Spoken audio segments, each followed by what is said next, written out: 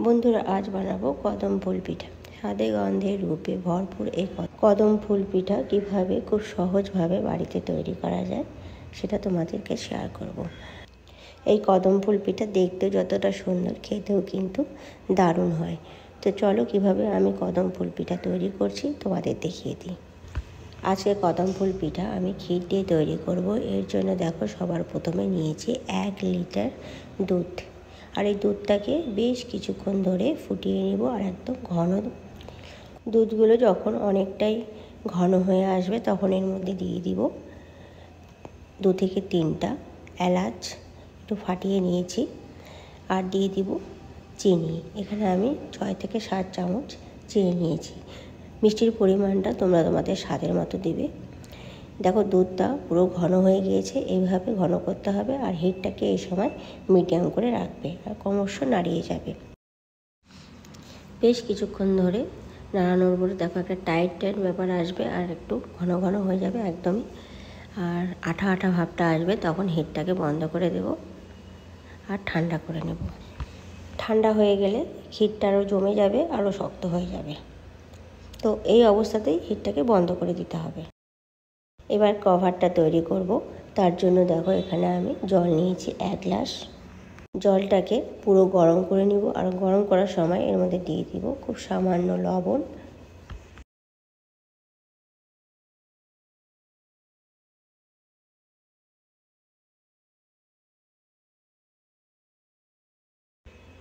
আর দিয়ে দিব 1 চামচ চিনি। চিনির পরিবর্তে খেজুরের গুঁড়ো জলের মধ্যে দিয়ে দিতে পারো। জলটাকে পুরো গরম করে নিতে হবে। জল ভালো করে গরম হয়ে গেলে এর মধ্যে দিয়ে দিচ্ছি 1 গ্লাস চালের গুঁড়ো। যে গ্লাসটা মাপ করে আমি জল নিয়েছিলাম ঠিক সেম গ্লাসেরই আমি 1 গ্লাস চালের গুঁড়ো নিয়ে নেব। চালের গুঁড়ো দেওয়ার পরে হিটটাকে একদম লো করে দিব। এখানে যে বাটি, কাপ বা গ্লাস তোমরা ইউজ করবে জল নেওয়ার জন্য, ঠিক সেম পাত্রতেই নেবে চালের গুঁড়ো। এখানে আমি ছোট 1 গ্লাস জল নিয়েছি, তো সেই গ্লাসেরই 1 গ্লাস আমি চালের গুঁড়ো নিয়েছি। এবার হিটটাকে একদম লো করে ভালো করে মিশিয়ে নিতে হবে। একদম টাইট ব্যাপারটা চলে এসেছে। এবার হিটটাকে বন্ধ করে দেব আর ঠান্ডা করে নেব। হাত দেওয়ার মতো ঠান্ডা করে নিয়ে হাত দিয়ে খুব ভালো করে এইভাবে মিশিয়ে নেব, মেখে নেব। এই ডোটাকে একটা স্মুথ ডোতে তৈরি করতে হবে। একটু বেশ খানিকক্ষণ ধরে মেখে নিতে হবে। এই সময় তোমরা চাইলে একটু ময়দা, শুকনো ময়দা ছড়িয়ে নিতে পারো। তা আমি এখানে 2 থেকে 3 চামচ ময়দা ছড়িয়ে নিয়েছি। নিয়ে ভালো করে মিশিয়ে নিয়েছি। তাহলে ডোটা আর একটু ভালো হবে। এই ডোটাকে যতটা পারবে স্মুথ করার চেষ্টা করবে। যত স্মুথ করবে কদম ফুল পিঠাটা ততটাই কিন্তু নরম হবে আর টেস্টি হবে। ডোটা কমপ্লিটলি তৈরি হয়ে গেলে এবার পুর ঢুকিয়ে পিঠাটা তৈরি করে নিব। তার জন্য ডোর মধ্যে থেকে কিছু অংশ, লেচির আকারে কিছু অংশ নিয়ে নিব আর বাটির মতো আঙ্গুল দিয়ে চেপে চেপে চেপে বাটির মতো সাইজ তৈরি করব। ভিডিওতে ভালো করে লক্ষ্য করো কিভাবে তৈরি করছি। ঠিক এইভাবে আঙ্গুলের সাহায্যে ঘুরিয়ে ঘুরিয়ে পুরো এভাবে একটা গোল শেপ তৈরি করে নিচ্ছি। আর মাঝখানে যে ক্ষীরের পুরটা আমি তৈরি করলাম সেটা ঢুকিয়ে নিচ্ছি। উপর দিকে খুব ভালো করে মুখটা বন্ধ করে দিতে হবে, একটুকু যাতে ফাঁক না থাকে সেদিকে লক্ষ্য রাখবে। আর 2 হাত দিয়ে এইভাবে ঘুরিয়ে বলের মতো তৈরি করবে। তোমাদের বোঝার সুবিধার জন্য আমি আর একটা তৈরি করে দেখিয়ে দিচ্ছি।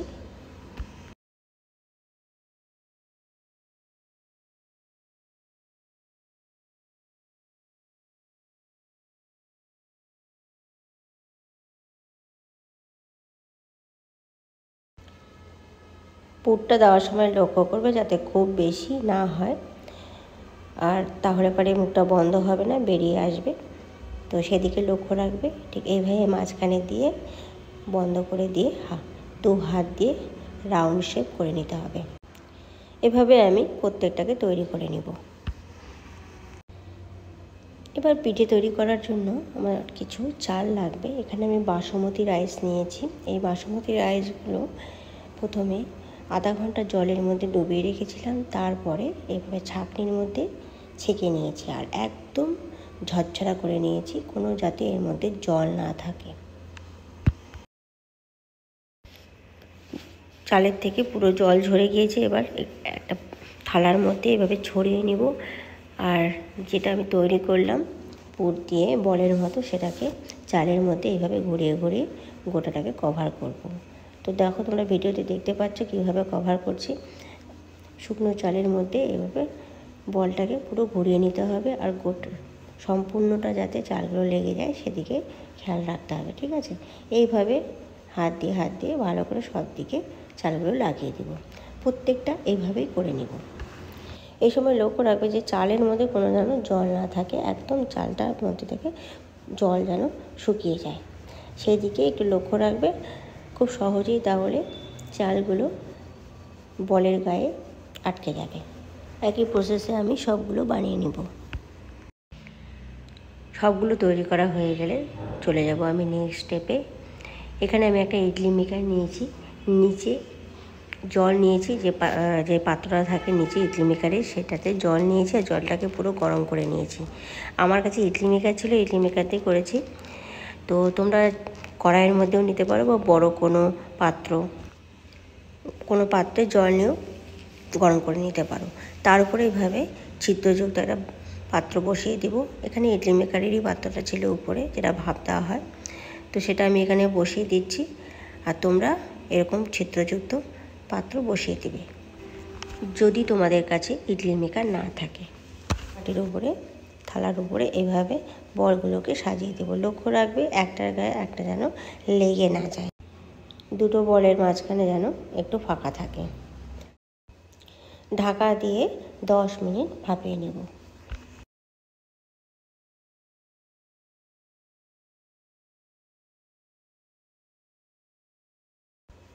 10 মিনিট পরে ঢাকনা ওপেন করছি। একদম পুরোপুরি কদম ফুল পিঠে রেডি হয়ে গিয়েছে। তোমরা দেখতেই পাচ্ছ চালগুলো পুরো সেদ্ধ হয়ে গিয়েছে।